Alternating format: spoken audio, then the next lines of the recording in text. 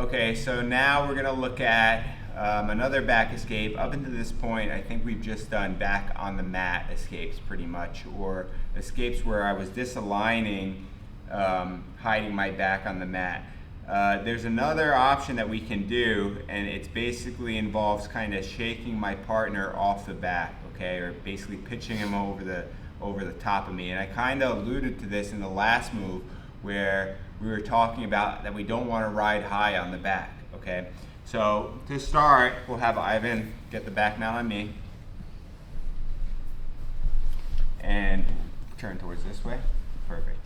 And now from this position, okay, we're gonna look to start to escape. Now, sometimes I can, make a risk and take this hook out and then kind of block this position with my knee tight to my chest and kind of my elbow over here.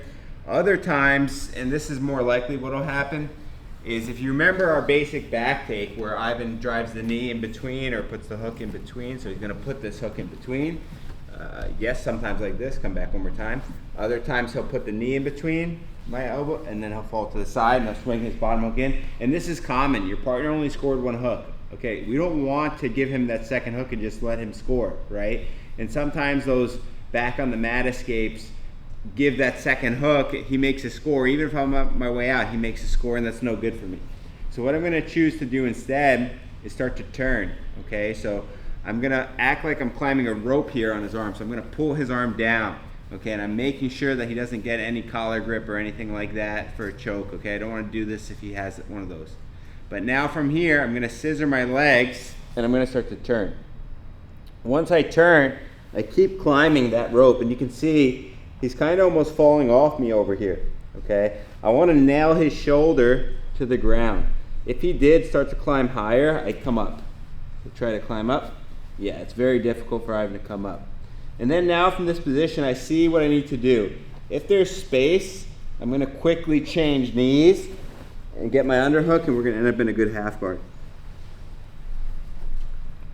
If I need a little bit less control from my partner, I can see if I can free this hook.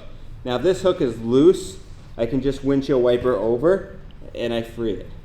If it's not, I can use my other foot, hopefully quickly, to peel it out and then windshield wiper over. And then now from here, even if Ivan tries to come on top, very difficult.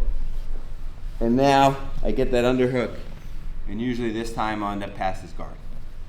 Okay, so last one coming up over here.